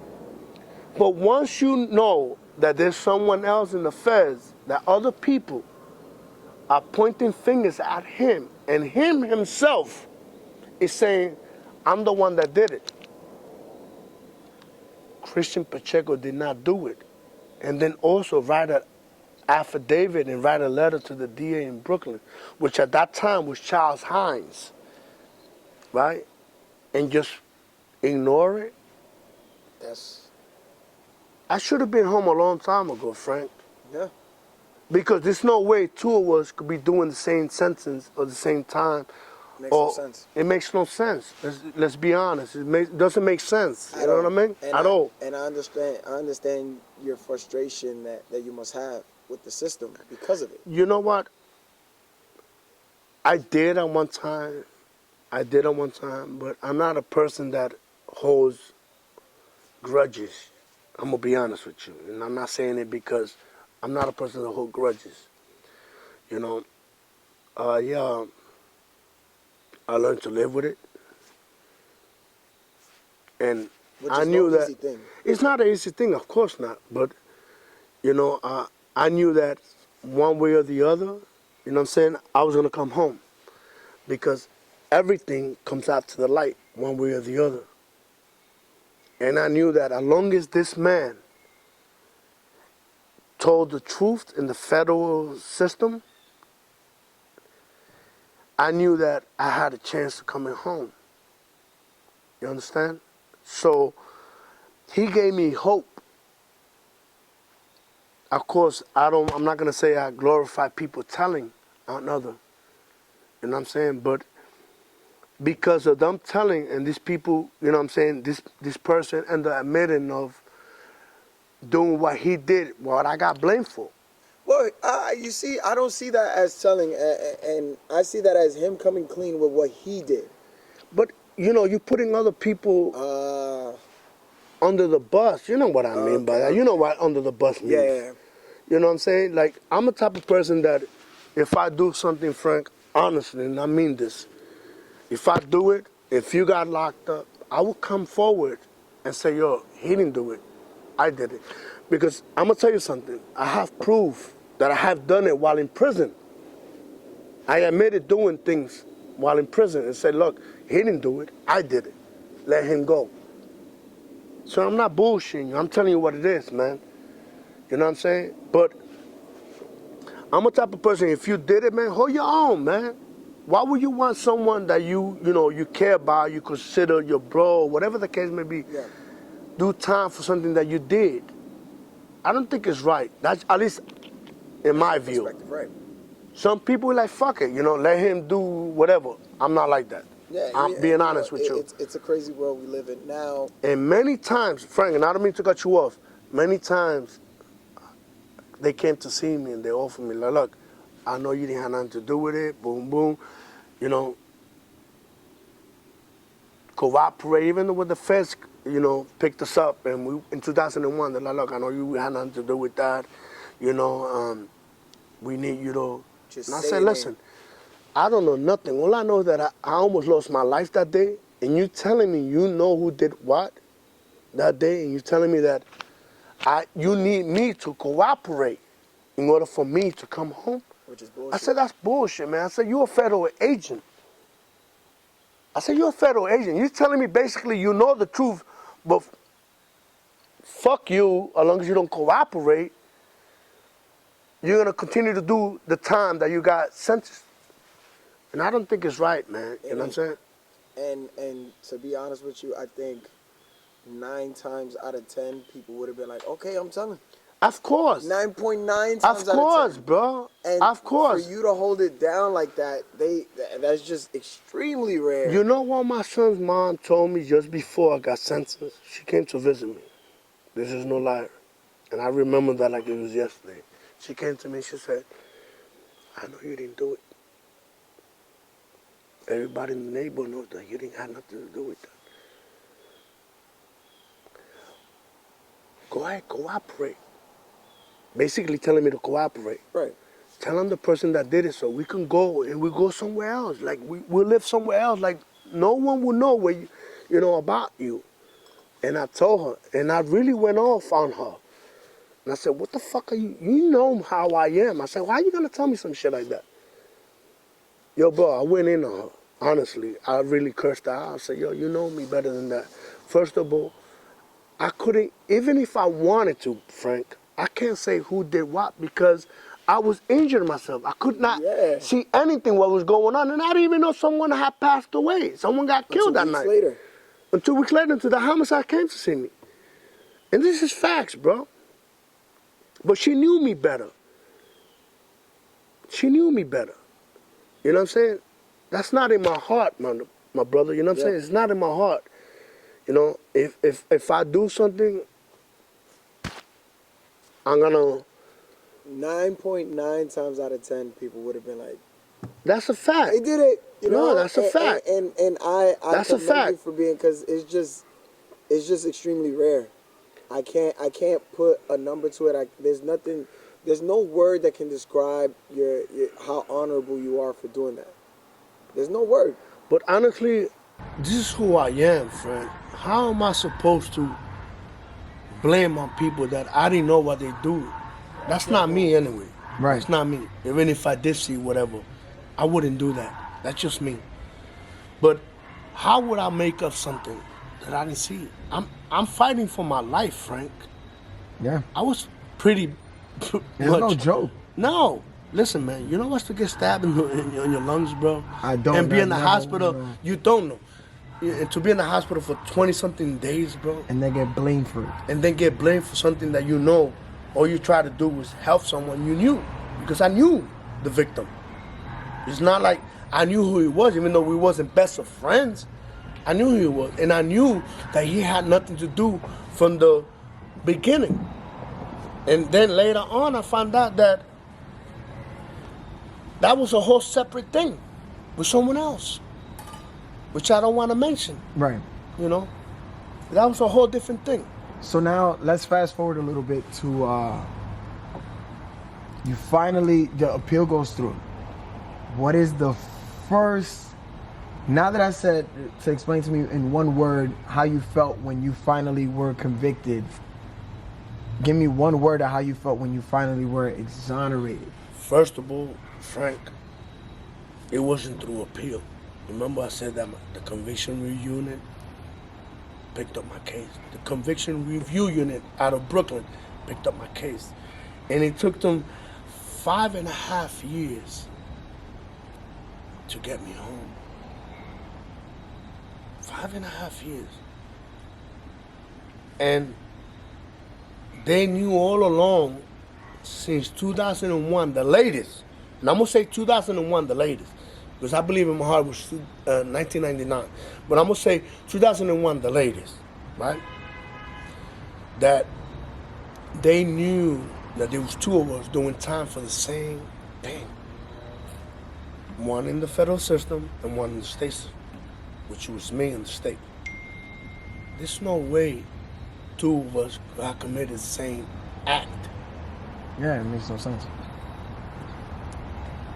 So why would it take 2001, since 2001 all the way to 2020, this is 19 years later, to get it right? And between 2001 and 2019, you know, they call it underground, that an attorney that I had back then, without saying any name, had contacted the DA, and the DA said, look, all I can do for him is if he cop out. You know why they wanted me to cop out? Plea bargain. They wanted me to cop out because my first court offender that went home, which was Hector Gonzalez, I'm going to say his name, Hector Gonzalez, he went home in 2002. Very early. 2002. And he sued the system. And I didn't care about the money. I told my attorney back then, I said, I will sign any paper that I wouldn't sue the city or the state or whatever, as long as they clear me up on this case, because I had nothing to do with it.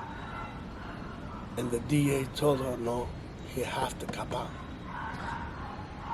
That way you can't sue. And I told my court offender at that time, which is Meg, he had came home on a reversal, which he copped out to time served.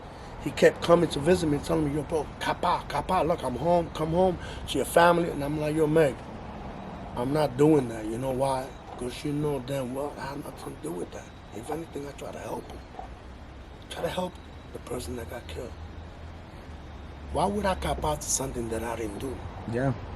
If I have to die in prison, then I'm gonna have to die in prison. But I'm not copping out. And I was gonna keep my word, Frank, to this day. I would die in prison to admit to something that I didn't do. Real shit. And that's facts, bro. And just to be clear, what would you say was the roundabout time span? You said 1999? I'm gonna say the latest 2001, because 1999 is where this whole case in the feds started. Okay.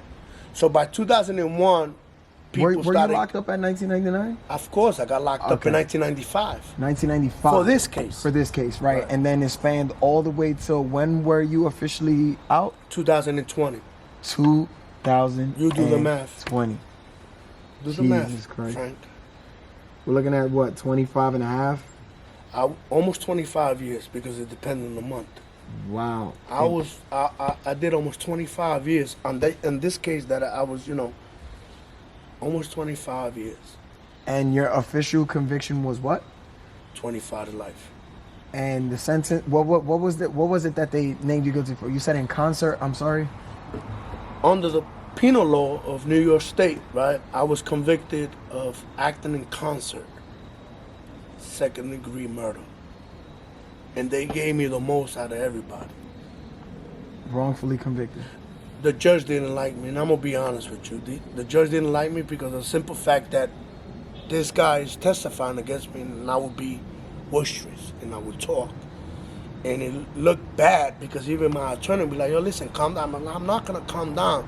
It's not easy to calm down. Yeah. It's not. When this guy is over here telling bullshit, you know what I'm saying, about me, that it's not true. You have a hell of a story, bro. You understand what I'm saying? So how do you want me to calm down? So the judge, you know how they sometimes they take break? Yeah. And they go and talk to the attorneys or whatever. The attorney will come back and tell me, listen, the judge is not happy the way you act. I'm like, listen, I don't care why he's happy about it. I didn't do it. And this man is accusing me of doing something that I know for a fact I didn't do. Fighting for your life. How am I supposed to sit there and let this man just accuse me of bullshit. It's easier said than done. Yeah, it's not easy. I'm young, man. You know what I'm Yeah. saying? I don't have the knowledge to be, you know what, relax and wait and let the, no. I mean, I'm reacting with what was being said about me, exactly. Now, I still need that one word that when you officially were free, I need one word. If you can, put it in one word for me, how you felt when it was like, all right, doors open, you can leave now. I can tell you that I won. I didn't give up. I won, I didn't give up. Victory. That's the proper way to say it. I won. I didn't let the system beat me. Even when I knew that they had everything. They could also leave me there, you know that. They could. But I was released and I'm blessed, and I thank God that I met up with Derek Sells from the Johnny Cochran Law Firm, who really went hard for me, man, and he believed in me. Not just him, but also Brett Kleins, also the other attorneys. So they believe in me, man. So I wanna also thank them both, because they both did what they had to do for me to get me home. They believed in me. No easy task at all. Now you're a free man, and what was the first thing you wanted to do? The soon as first you got thing, out? the first thing I wanted to do, to be honest with you, bro, Eat a burger? no, was hug my mom Wow. and then go eat some seafood. Seafood. Seafood. So you're like big on seafood. I love seafood. I'm a Okay. Pisces, so I love Okay. seafood. Makes Yeah. sense. Okay. So what specifically you ate? Do you remember? Well, with my family, because I went out two different times that same day. I went out with my own family, you know what I'm saying, and we went to. They asked me where to go to. Honestly, I didn't know any spot, Yeah, but Red Lobster. Oh, I said, okay. okay, Red Lobster got seafood. Yeah. So I wanted lobster and shrimps. I love lobster and shrimps. So I said, you know what? Let's go to Red Lobster. So we went to Red Lobster, and we ate there for a few hours, stood there, whatever. Later on that night, I ended up meeting up with my bro Meg that passed away, and he had something set up for me on a restaurant somewhere in the South Side, I believe, or downtown Brooklyn. I don't even remember. It's a nice place, and my inner circle that stood with me and used to come visit me was there with their wife, and it was like probably a good 12, maybe 14 of us that went out to eat that day. Every one of us had their wife or their lady Yeah. with them. So, yeah. You had. So now that you're free, you're finally free. You ate your Red Lobster. You ate your shrimp. Everything. Did the penal system try to take care of you or make sure you were good at any kind of moment after you were free? Like, did they take care of you financially? Because Not you at were, all. Not at all. Not at all, Frank. Wow. Like I said, if I didn't have family and friends that, very few, a handful that stood by me 100%. If I didn't have them in my life, honestly, bro, I wouldn't have been really homeless, to be honest with you. Where am I gonna come home to if I didn't have? But I'm back to the blessed. streets. Right, back in the streets. So I'm blessed to have them in my life. Now, now name me the biggest difference between Christian Pacheco before 1999 and Christian Pacheco 2020 and moving forward. What would you say? 1999, or you want to say 1995 or 94? All right, whatever you're comfortable with. 95, 94. Well, back then, man, my state of mind was different. I was on some gladiator state of mind. I can't let no one violate me, and I have to do what I got to do. You know what I'm saying? I thank God that I was able to survive. You know what I'm saying? I have won, and I have took some losses, but every time I took a loss, you best to believe that it wasn't a one-on-one. Nobody was playing about you. Nobody was trying to play with you. Is what you're saying? I'm not going to say nobody was trying to play me, but let's say that up north I'm well respected. You know, they know I'm not a foul dude, and I can live with that. Fair enough. So now, Christian Pacheco, 2020, 2021, what would you say now, like, about yourself?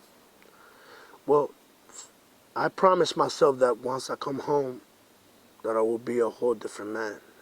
You know, while in there, that started changing.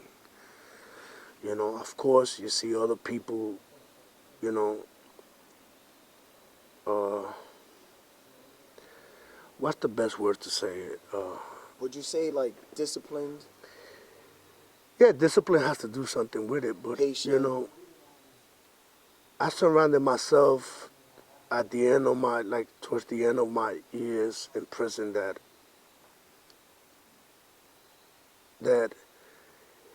everything is not, it's not about just, you know, being a gladiator. You know what I'm saying? I already had my respect in prison. People knew who I was and who I surrounded myself with. And one thing about me, I knew everybody. You know what I'm saying? And everybody, I thank God that people gave me that respect, you know. And I gave them, of course, their respect. It didn't matter who they were down with, because I could say I got friends with different sets or different gangs or groups. And they know who I am. Those that been around me in those facilities know who I am and how I, you know what I'm saying, how I went about it. So once you have that respect from people, people know who you are. So, you know, you don't have to do much about it. You know what I mean? You have nothing to prove. Nothing to prove. But in the beginning, you have to basically stand your ground. You have to let people know, you know what I'm saying, that this is what it is if you come this way. Now, what would you say your goals are now that you're a free man? You know what? I want to help out. I'm into prison reform. There's a lot of us that were convicted. It doesn't matter if you were in the Bronx, Queens, and Staten Island. It happens everywhere. In the cities, you know, it's everywhere in this country, especially in this country, that it's so easy to be convicted because all it takes is one person to testify against you. Even if they're wrong. Even if they're lying, I'm going to say. Yeah, that's what I'm going to say. Yeah, I'm sorry. you know, even if they're lying, as long as the jury believes it and the DA paints this picture, you're going to get convicted 9 out of 10 times. So I'm into prison reform. I want to help those that were wrongfully convicted. I want to help those that did time, and whether they did it or not, I want them to come home because a lot of them, they were young. They were teenagers. And it's only right for them, whether they did it or not, Frank, it's only right for them to come home now. It makes no sense to have them in prison over 20 years, 25 years, 30 years for a crime they committed, whether they committed it or not. They were young. And science is a proven fact that science tells you that you don't have the right, or you didn't have the right mentality back then. You wasn't an adult. You know what I'm saying? The brains wasn't developed. So it's only right that whether they did it or not, you know, if you can't cut their time, at least let them out on the first parole board. There's also a lot of people in there, whether they did it or not, whether they were adults or not, that have been going to the board 3, 2, 4, 5 times, and the board keeps continue to hit them. The board is the parole board. Parole board, you know, and they go in front of them, and basically, you know, it's like another new trial. You got to go in front of judges, but instead of one judge, you go in front of like 3 of them, and you have to prove to them that you're a different man. And 9 out of 10 times, right, Frank, you get hit with 2 years when you go see them. 2 more years on top of your sentence. 2 more years for the same crime or the same reason, which is the nature of the crime. Wow. I didn't know that. This is facts. And let me tell you something. Just a lot for seeing them? Huh? I'm confused. Just for seeing them? Like you get hit with 2 more years? Or like, I'm confused. 9 out of 10 times when I was going up, when I went up north, and I was there for many years, like you know, I did almost 25 years on this case, right, on this indictment. A lot of people that I knew that was in there, they would go in front of the board, and they would get 2 years, and they would come back to them 2 years later, and they would get another 2 years. Wow. And they would come back 2 years later, and they would get another 2 years. It's a And the vicious cycle. same reason was the nature of the crime. No other reason. And some of these people was like, you know, they did nothing but the right thing while in prison. You gotta convince them. You know, and I don't think it's right, man. How much time they can take from you. You know what I'm saying? You know what I'm saying? It's just like... It's a vicious cycle. And I know that whether you commit a homicide or not, I know you cannot bring the victim back. And I know the family will always... But I always believe in second chances, man. You know? If the man has proven himself that he deserves to be free, just give him the chance, man. That's what I'm saying. Give him the chance. Right. Young kids that were locked up and were convicted as adolescents, you know, under 18, even under 20 or 21. Like I said, their brains are not fully developed. So it's only right for the parole board, you know, to see things like that and give them a chance, man. I respect To come home, man. So now, I wanna get any last thoughts that you have as far as how can we get these communities that it seems like shit is going bad again. Like we had a point where it was really bad, then it got a little bit better, then it seems like like we're going right back to it. What would you say to anybody that's in the streets right now that may be watching this interview? What would you say to them to try to keep them on the right track? Frank, how can I come? Let me tell you something. How could I come to, let's say, a project? It doesn't matter whether it's the Bronx, Staten Island, Queens, or Brooklyn, or Manhattan, and tell these young kids, listen, stop killing each other, stop selling drugs. If you can't put money in their pockets, give them jobs, man. Give them jobs. And it makes me think back.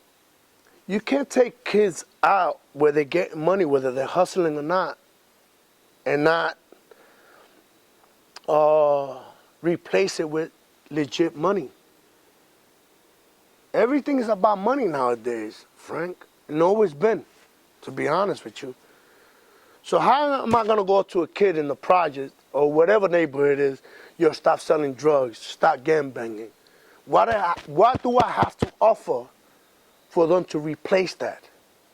It makes me think back to what you said and the Colombian kid told you, where your dreams kind of got shut off there because you felt like there was no real job for you. There's something for you to do. I love sports.